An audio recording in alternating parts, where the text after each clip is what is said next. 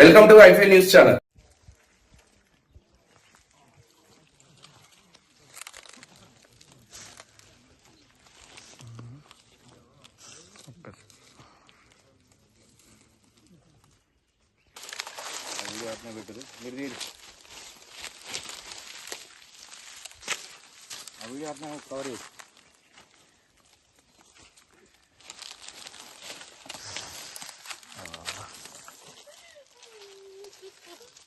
Cover ఒక నిమిషం మళ్ళీ పక్కదారి మా స్టార్ట్ చేసుకుంటాం.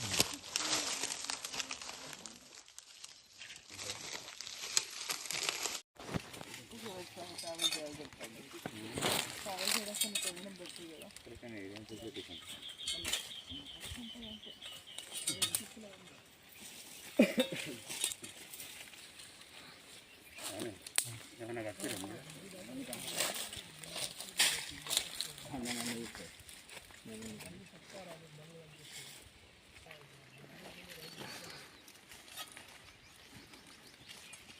ఎవరు బాబు? నువ్వు అలా నేను లోకల్ రిపోర్టర్.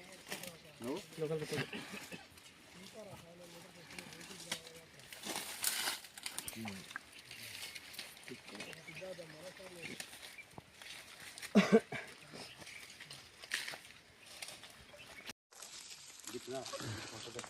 ఆ ఫోన్ ఎవరిది?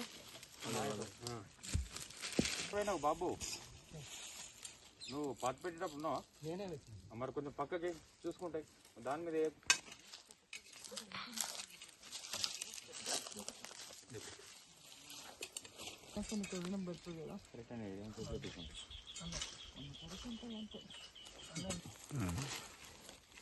నేను తీసుకున్న తర్వాత వాళ్ళ మీద ఉంటుంది యాక్షన్.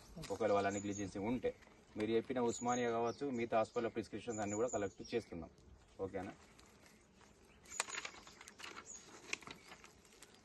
అది ఫాజిల్ నగర్. నా పేరు గండి రాజశేఖర్, మా భార్య పేరు గీతాంజలి. మాకు 18 తారీఖు నాడు బాబు పుట్టిండు శాలిని హాస్పిటల్లో.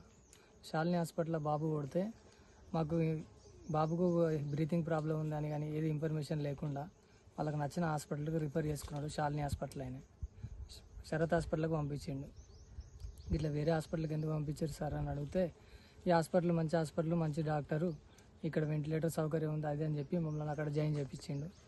జాయిన్ చేయించిన తర్వాత మా బాబుకు లార్జ్ పీడిఏ ప్రాబ్లం ఉందని గుండె డాక్టర్ చెప్పిండు. చెప్పిన తర్వాత ఆపరేషన్ చేయాలన్నారు. దానికి మేము ఒప్పుకున్నాం. మా బాబు 18 తారీఖు నాడు పుడితే 18 తారీఖు నుంచి వెళ్ళి 24 తారీఖు దాకా ఎలాంటి ట్రీట్మెంట్ అందించకుండా, ఆపరేషన్ చేయకుండా మా బాబు పట్ల నిర్లక్ష్యం వహించిండు డాక్టర్. నిర్లక్ష్యం వహించి లాస్ట్ మూమెంట్లో చేతులు ఎత్తేసి ఇక్కడ కాదు వేరే హాస్పిటల్కి తీసుకెళ్ళాలి, బాబుగా అర్జెంటుగా ఆపరేషన్ చేయాలని మమ్మల్ని హాస్పిటల్ నుంచి వెళ్ళి గెంటేసి మేము నిలోఫర్ హాస్పిటల్కి తీసుకెళ్తే అక్కడ బాబు చనిపోయిండు. మా బాబు చావుకు కారణమైన డాక్టర్ శరత్ మరియు మాకు ఎటువంటి ఇన్ఫర్మేషన్ లేకుండా మమ్మల్ని పంపించిన శాలిని హాస్పిటల్ యాజమాన్య సభ్యుడు విజయ్ కుమార్పై మాకు చట్టరీత్యా చర్యలు తీసుకొని మాకు తగు న్యాయం చేయగలని కోరుతున్నాం. సంబంధించి 2 టౌన్ పోలీస్ స్టేషన్ కరీంనగర్లో మేము కంప్లైంట్ ఇచ్చినాం.